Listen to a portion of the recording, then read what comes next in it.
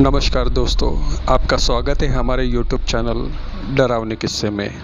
आज की हमारी कहानी है वो खिड़की। रेशमा की नई नई शादी हुई थी।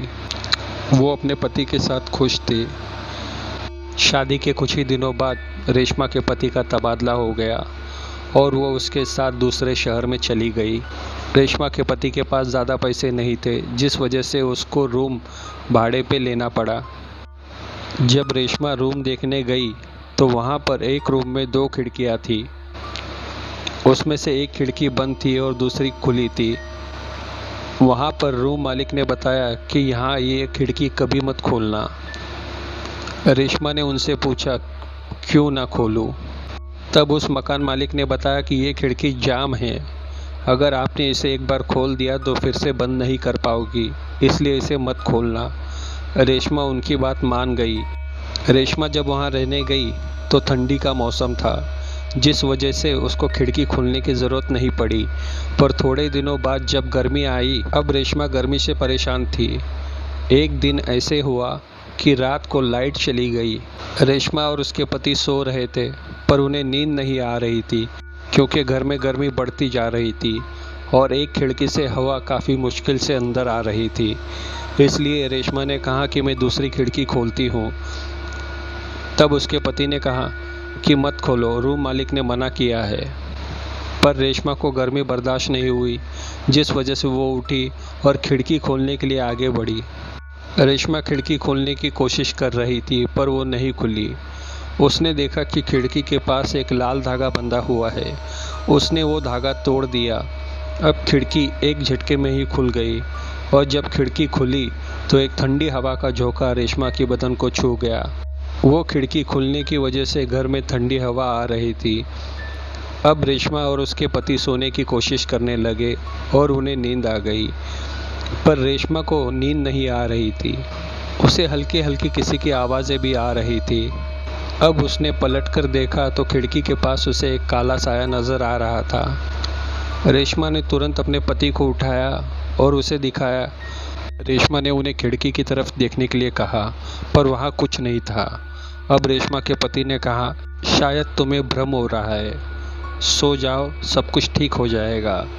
अब रेशमा और उसके पति सोने की कोशिश कर रहे थे। अब थोड़ी देर में लाइट आ गई और वो लोगों ने वो खिड़की बंद कर दी। पर यह क्या, वो खिड़की बार बार खुल रही थी। रेशमा उसे जाकर बार बार बंद कर रही थी, पर खिड़की बंद होने का नाम नहीं ले रही थी। अगली सुबह पड़ोसी ने देखा कि उसकी वो खिड़की खुल गई है। पड़ोसी ने तुरंत ही रूम मालिक को फ़ोन लगाया और रूम मालिक ने रेशमा को कॉल लगाया और रेशमा को बोला कि कुछ भी हो जाए, आज की रात तुम वहाँ नहीं सोओगे। रेशमा ने पूछा, ऐसा क्यों? मकान मालिक ने बताया कि तुमने खिड़की खोली है, जिसे मैंने मना किया था। तब रेशमा ने कहा, हाँ, मैंने खिड़की खोली है, गर्मी हो रही थी इसलिए खिड़की खोली। तब उस मकान मालिक ने बताया कि तुमने खिड़की खोल के बहुत बड़ी गलती कर दी है, जब तक मैं ना आऊँ उस घर में मत सोना। जब शाम को रेशमा का पति घर आया तो रेशमा ने उसे सारी बातें बताई, पर रेशमा का पति भूत प्रेत में नहीं मानता था, इसलिए रेशमा और उसका पति दोनों वहीं सो गए।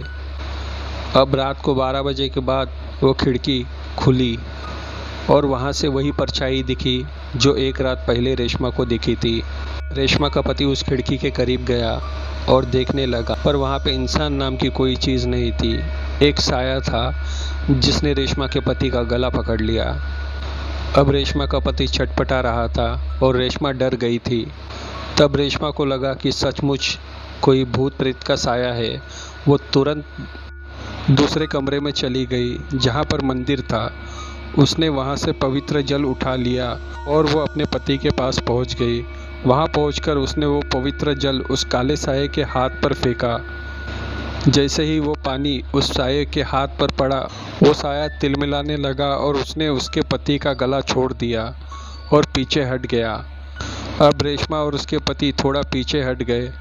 अब वे लोग खिड़की से ही उस काले साये को देख रहे थे। रेशमा और उसके पति डर चुके थे। अब वे दोनों तुरंत वहाँ से निकलकर पूजा घर में चले गए। अब वे लोगों ने पूरी रात जाग के निकाली। सुबह होने तक रूम मालिक भी वापस आ चुका था और उनके साथ एक तांत्रिक था। वो तांत्रिक को लेकर उस रूम में गए और उस खिड़की पर फिर से पूजा विधि कर उस खिड़की को बंद कर दिया और उस पर एक लाल धागा बांध दिया। रेशमा ने उस रूम मालिक से पूछा कि सच सच पता नहीं यहाँ क्या हुआ था। तब रूम मालिक ने बताया कि यहाँ पर कुछ सालों पहले एक स्टूडेंट रहता था। वो बड़ा बदमाश था। उसने एक दिन आहूजा बोर्ड की मदद से यहाँ पर एक आत्मा को बुला लिया। वो आत्मा तो यहाँ आ गई, पर उसके बाद उस आत्मा ने उस लड़के को परेशान करना शुरू कर दिया। उस आत्मा से परेशान होकर उस लड़के ने यहाँ से रूम बदल दिया। तब मैंने नए किराएदार रख लिए, पर वो आत्मा उन्हें भी परेशान करने लगी। तब मैंने तांत्रिक को बुलाया और उन्होंने मुझे इस बात का हल बताया कि यहाँ पर एक पूजा करनी होगी, पर उसे हम बाहर निकालने के लिए दरवाजे से नहीं निकाल सकते क्योंकि वो घर के किसी और कोने में जाकर बैठ जाएगी।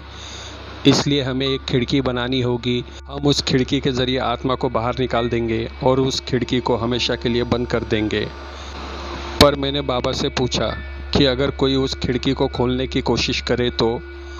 तब उस बाबा ने कहा कि एक बाजू में और एक खिड़की बनाओ, जिसकी वजह से वे लोग ये खिड़की नहीं खोलेंगे। तब मैंने जैसे बाबा ने कहा वैसे कर दिया और यहाँ पे जो भी रहने आता है मैं उसे हमेशा याद दिलाती हूँ कि ये खिड़की मत खोलना। और उस घटना के बाद यहाँ पे रहने वाले तुम पहले किराएदार हो, इसलिए मैंने तुम्हें पहले ही बता दिया था कि कुछ भी हो जाए ये खिड़की मत खोलना, पर तुम नहीं मानी।